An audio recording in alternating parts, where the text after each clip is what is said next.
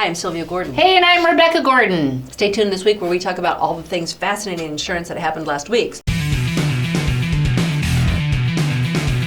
Starting with the Life and Annuity Expo, which is coming up on March 5th. But don't listen to us. Listen to Randy Pearson. I've got Jack Broyles coming in. Now, if you've never seen Jack speak, you're in for a treat. Jack is going to teach agents how to use annuity and life insurance products to solve one of the most distressing epidemics in America today, and that's Alzheimer's. Lastly, our keynote speaker is Van Mueller. He's a sales and marketing coach who's going to help you, the agent, solve the age-old problem, which is how to get in front of more prospects. Woohoo! We have our perennially favorite speed dating. I've got 20 carriers who have custom designed sales ideas that'll help take your sales in 2020 to the next level. In addition, we've got over 35 carriers and vendors in the life and annuity space that are gonna show you what's new and what's hot and how to take your business to the next level. Boom, boom, drop the mic. So look, if you've never been to one of our Life and Annuity Expos and you're currently writing Life and Annuity, we want to earn your business. So if this is hitting on a string of yours and you're like, man, I really want to see what this is all about, call Rebecca. Call me. My extension is 314 or my email is listed below. We'd love to get you out here. Because if you want a free ride out here or accommodations or something to entice you to come check us out, kick the tires on our life and annuity department, call Rebecca. She controls the purse on that. And we have so many people that we just fly out just to interview us. Right, because it's all about relationships. In addition to that, if you are coming and you didn't know, while you are here, one of the really cool things that we do that really kind of sets us apart is our video marketing packages that we have created. So one of the things that every agent needs is he needs his own branding. She needs her own logo, and a lot of people don't have it. Or they did it themselves. And so if you need professional graphic design, we have a fantastic team here, and it's really cheap to get, this is not the right flyer for graphic design, to get your logo designed, okay? And then to take the high res and for us to put it on your website and help you put it into social media. Another thing we do is we do social media for the Medicare market. So a lot of people want to be in social media, but they can't keep up with it. You have to feed the machine. You don't just post when you feel like it. You have to post with regularity to feed the algorithm. So if you want us to do your posting, it's $50 a month, and that's something you can talk to us about when you're out here, or you can call your marketer. Another thing that we do is website design. So I asked some of our really hotshot agents, do you have a good website? And they all said yes. And I said, well, let's just pull it up. Awesome. And I fell out of my chair with one of the first ones that came up. It was like a analog website from the 80s or something, and I was like real kind of like tried to be gentle. I tried to pull up my Enter Rebecca and say, who designed this? Oh, this looks very like, nice. They're like, oh, my son designed this, or oh, I designed this, or my dad does this. I got that from 3 different people. And it's like, okay, well, you need to get it done correctly. It's like, obviously. There's a difference between having a website and having a website that people can find that can work for you. Most agents are really falling down on this. And I had one agency and they're like, we just spent 10 grand. Ours is sharp. Pull ours up. So we pulled theirs up, and right away, one of the very simple metadata things, the very first thing was wrong. And the problem with the websites is people make a pretty website. It's like an FMO. Don't pick an FMO just because she's pretty. But you can pick us. Pick them because they're smart. The website's got to be smart. It can't just look good. It has to work for you. Functionality. It won't work for you if the search engines can't find it. That's the very bottom level.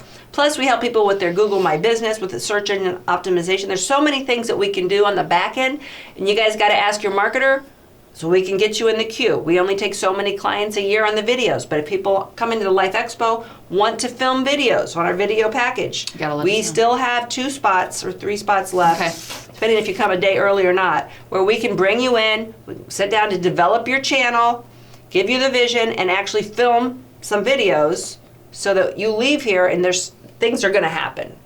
So execution. Talk to your marketer if you're interested in logo, branding, social media, or web design. It's that whole other marketing arm that you have to do. Let's talk about Aetna PDP. Where's my money? Where's my money? So Aetna bought Wellcare, and we're getting a lot of calls. Where's my money? It's going to be on your Wellcare statement. That's not nice. That's not nice. Aetna didn't buy Wellcare. The question of the day is, who did buy? That's what my notes say. Aetna didn't buy Wellcare.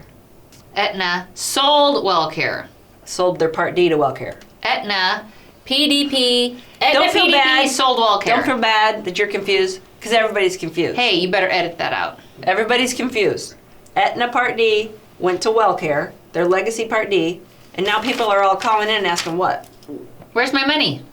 So where is their money? It's on their Wellcare statements. It's on their Wellcare statement. Your legacy Aetna Part D is on your Wellcare statement. Look for it, because people are like, I'm not getting it. No, you're getting it. Look on your Wellcare Look on your other statement. Look, if we're going to have this many mergers and acquisitions, Nothing's easy. nobody better hold that against me. I can't keep this crap straight. Okay, telehealth is something that most agents don't get very excited about. It doesn't raise my pulse. So I totally am there with you. I was never hot on telehealth until like everybody I talked to is like, oh, I love telehealth. I love this. Teledoc. So now telehealth is in the Advantage plans, and they're really thinking that with more promotion of this, it's going to help clients in the rural areas. It's going to help plans. But what is really It's going to help plans in the rural areas. screwed up about this Is it going to help the client? is what are they wanting clients to call a teledoc for? Okay, so one of the things that they're expanding to meet network adequacy requirements is they're expanding psychiatry. On the phone. And just a little aside, but we both had to practice saying that word like 5 times to get it right. And I nailed it the first You did. time. Nice job. Psychiatry, You can't see me. specialists, and cardiology. Okay? So they're saying if we include teledocs in that network, we'll meet the requirements that CMS puts on a plan. So Rebecca and I are like, what? Who wants to go to a cardiologist over the phone? On the phone. So I don't think I'm doing that. I'm envisioning that I go to my family doctor and he does the scan and the EKG and all the labs and sends it to the cardiologist, who clearly is not in my network but is available in the Mayo Clinic, I don't know, whatever. And then he's going to call me on the phone and then talk to me about my result. I mean, I assume that's how it's going to have to work. All that I picture is that my mom is having chest pains and she's calling a doctor on the phone. Right. A cardiologist, Right. saying, what should I do? And I assume most, especially the senior market, they don't want to talk to somebody on the phone. Yeah. They want to sit in front of a specialist. Sounds very weird. So that was a workaround for the carriers to meet their network requirements, was to do psychiatry and cardiology. Cardiology. I said psychiatry right though. You did. Via telemedicine. So be looking for the pushback from your clients on that. Because that's kind of weird. Right. And the network, that always hits the agent hardest. I got hit really hard when there were no ophthalmologists at all in network in one of my carrier plans in my home network. There was none. There was none within an hour and a half drive. Yeah, so this is a challenge. We started off 2020. We started off in the rainforest. I don't know who was the person that got that right. Who, the did last anybody time. get it? We were in Iquitos, in Peru, at the mouth of the Amazon.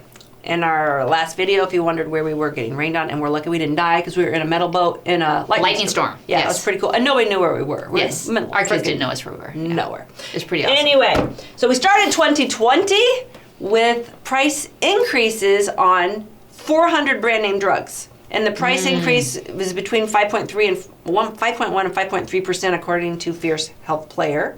And I know Sarah loves it when I cite my sources. And I kind of feel like, are these companies completely tone deaf to the conversation we're Right. having in America? Because the president keeps talking about getting these prices down, and then boom, we start the year with a 5.3 price increase on 400 of the most popular brand name drugs, including price increases by Bristol Myers Squibb, Pfizer, and Gilead, and others. So if your clients are complaining, it's not something that you can control, Right. and this is not something that insurance product that they bought is controlling. This is what's happening in the market. Hey, why don't I finish up with one of our compelling questions? Hit me. Hit me. All right, look. So we ask a compelling question. We want you to hit us back in the comments with your answers, and then we send out a really cool prize to the one with the best answer, or something like that. What can an insurance company do to turn you off immediately? I don't even want to answer that. But put it in the comments. Let us know what, as an agent, what hits you. Keep it clean. I'll tell you as an FMO, if you email me privately, I will tell you what they do to me. It makes me cray-cray. So thank you guys for joining us. Please tune in next week. If you have questions or topics you'd like for us to cover, please continue to email, text us, DM us, hit us wherever you want on social media so that we can bring you the news that you want to know. See ya. You didn't say happy selling. Happy selling. Dang it. I do always say that, don't I? You always say Happy selling. I didn't go into methadone, so I got. Well, we were at 8 minutes.